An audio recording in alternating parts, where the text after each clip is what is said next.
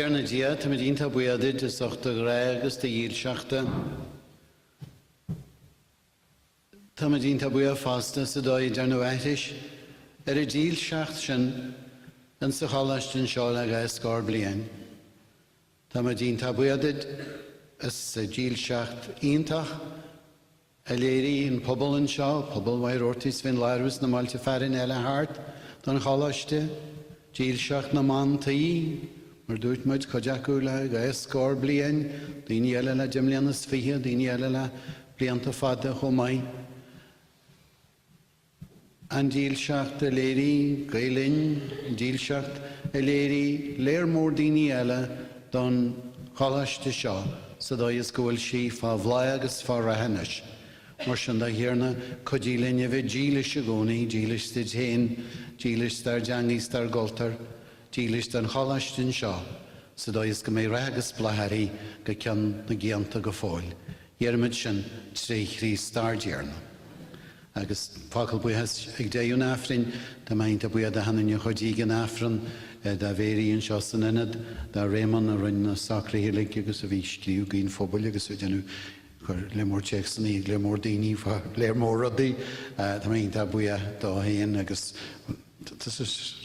ar síre leat óla fórlín agus maint a buíad den poistí is a scálann seo agus den ansaí is a cheáil deas a chuirsead ar fáil le linn náfrin, so mid buíochas mór den poistí ligus a scáil agus den bhairteas Pobail scáil go maí mar agus Roisin is a cheáil deas a chuirsead ar fáil Rivan áfrin agus le linn áfrin agus da hanan rinn léachtaí agus scín Pobail agus ínta buíad díomhalig deas gafte mai eceilt ag tús na híthe mar seo ag an áfrin mar teas a gabhta sin Michael Louis hí san sin is ré le muid a chothú agus an dhé sin sin tá sé an áráidíocht agus chuideile den ihe.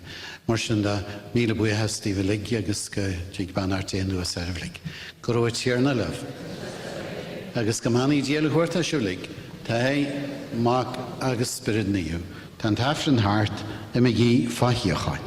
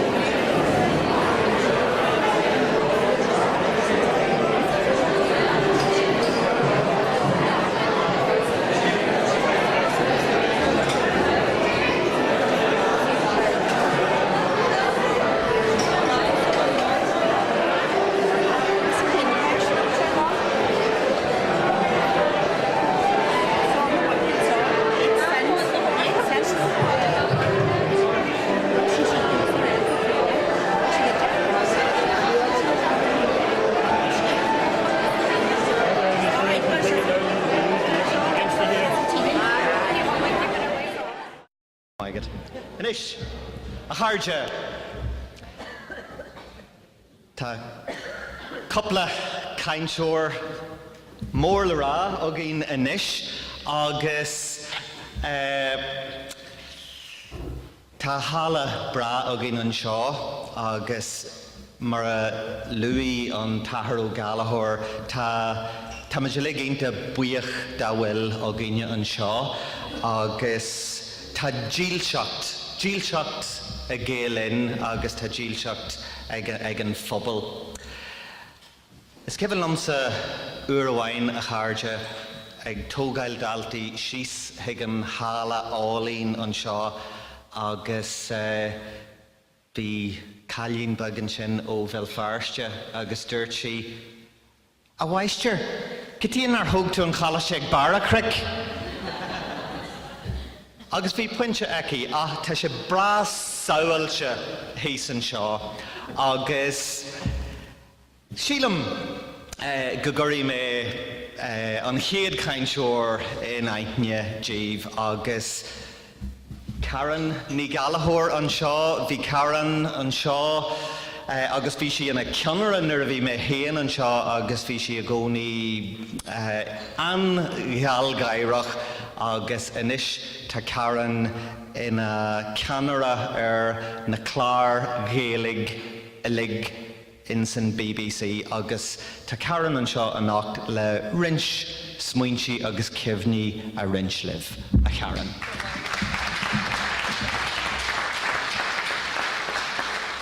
Gur míle mai agad a réimeann agus smailm gur thug sin í Galachor go fáilarm. Gáil siar na bliantaí, well is cuis a heistús a bheith ar aistin san hála seo agus speisialta tróna aniu an dhearnadú in san hála seo.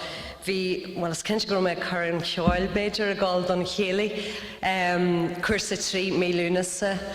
Ní déag nóthas a ceathar sin go fada siar sa bhí mar sin seo so maithaim sa písabhag seanna go fanse seo agus chuann sé cineal ógurma á Adbhail ghfuil fiche bliain in a seamithe ó hasmaise ar an ardan cégrú an tardan hálan sin bhfuil an ceart agam bhí an tardan hálan sin so.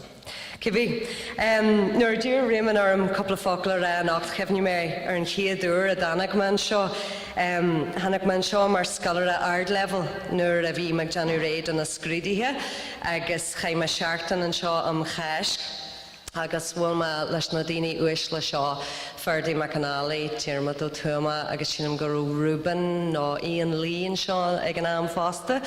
Agus ag deireadh na seachtainna sin hiarú arm heachtarráis mar cheanara mar gur ósach gur buin ceáil agam bhí mabalta coppla uair ina ceáil so bhéin sa maithigh teagas córainn don na scalaí ar náide sa hála seo. Bhí céim dosan agá an fásta so hocalam beidir bailí limnaí agus dóibh fásta. Agus cehann Diarmid Ó Tuama chur ceistarms agus seán an scrúdú.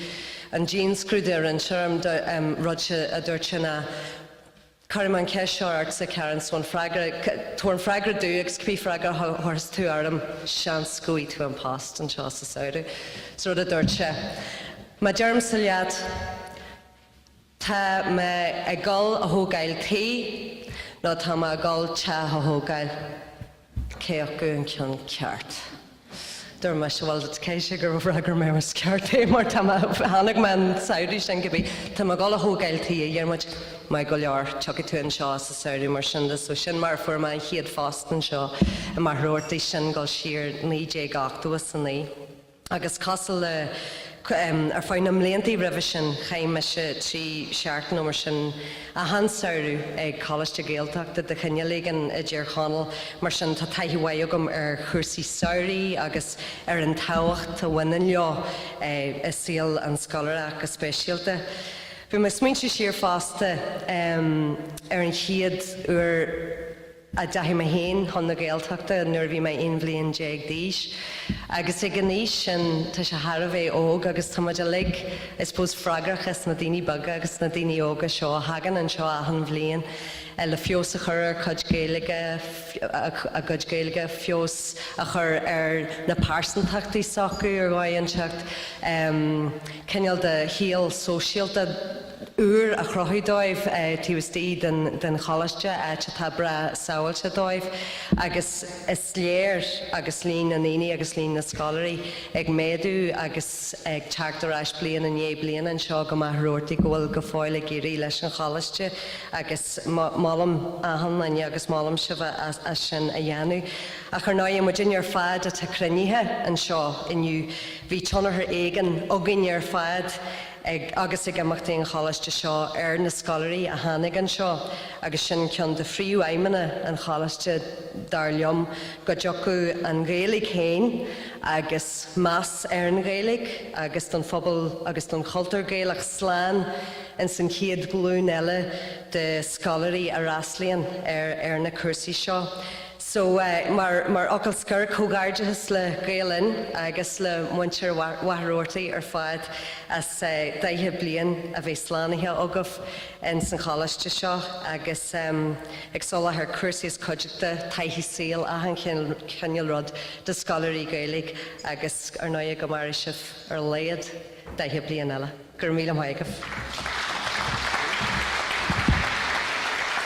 Gur maigad a Karen Kirby. Inis caithí an tathair ó Gaelachóir gol leis an fadhrín a rá.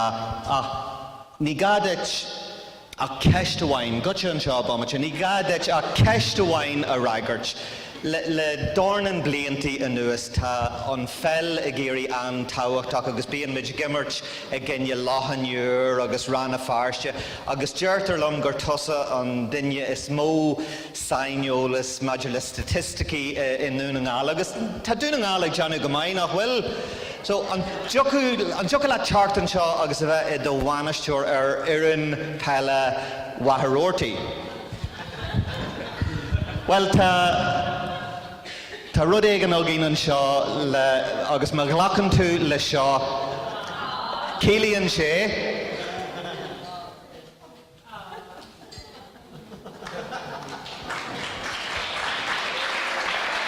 so an ceann sin Gur míle maigad. Tá sé géirí gríon cro. That's cool, no?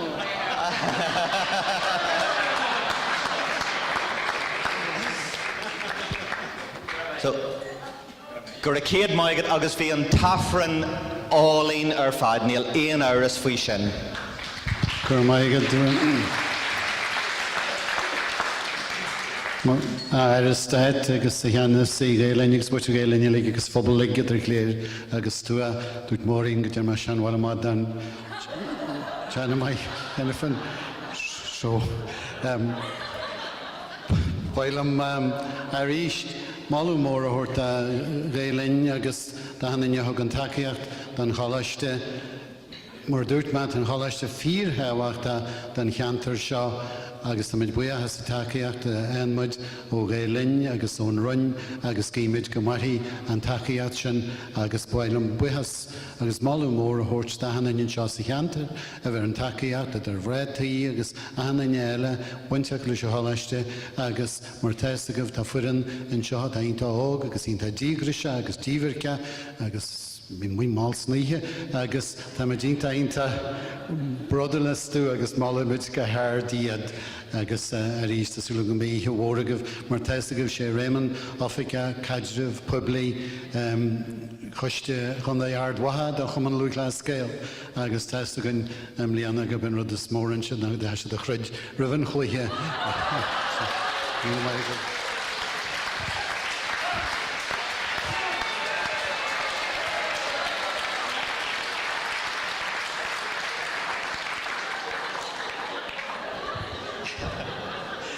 Ag bogu tíreach a ré. Inis a cháirde ceann den na cúisní ar éirmid ar Karen chartan seo na nuair a bhí sí an seo, bhí sí ar dói ag canú agus ceolann sí le the swing gals ach dír me orthaí canú an seo anach agus dúiltí sí, scan, dúirt sí nílma a gol a chanú is cuma cé a déir tú nílma a gol a chanú agus sin deirú an scéal.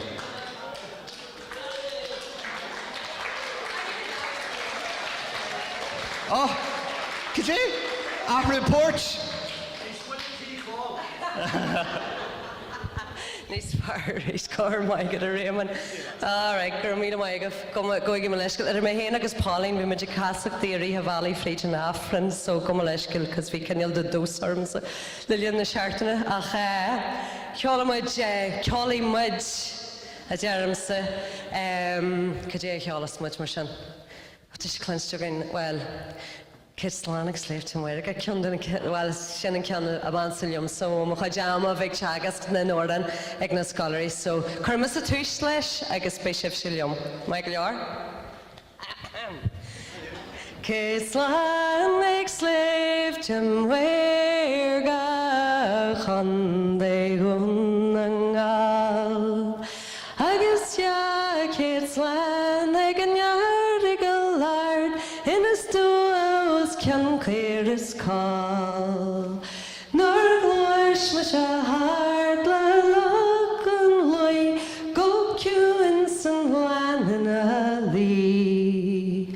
Him o ye glant and glass key door is bag narvish mockery. Heg tash till do a ma tree craig landons and walk a share mohul.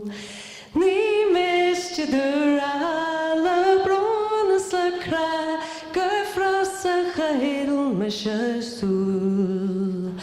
Go America sheer a vi moril how at harin ariga war. Stag me slan fai shall eg dun nangal se glant an glas door can jernach slan go foil a hun nangal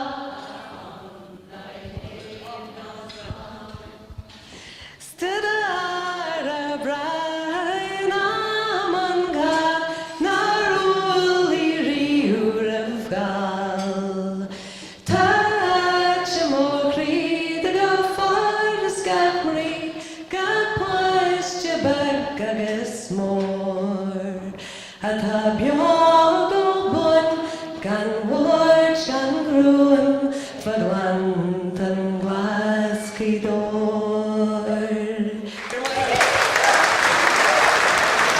Agus Sheila. Go joku le Karen shock de rash and shaw of Agus of in a moonshore ceol an dorhimage cochel D an dorhimage ganzi D torhi Agus an slinya cart.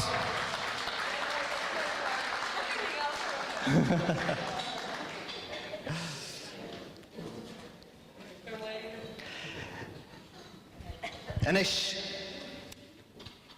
Priu Aimanach Gaelin Ta Anober Janta Agantano Kilain O Hanig Shesha in Gaelin An Ober Gjo Major Le Cursi Kjol August Major Le Skemani Ijikasula Gaelin Sheelam Hain Gwil Eich Specialta in a Cree Donna Choláiste Mhachaire Antano Kilain.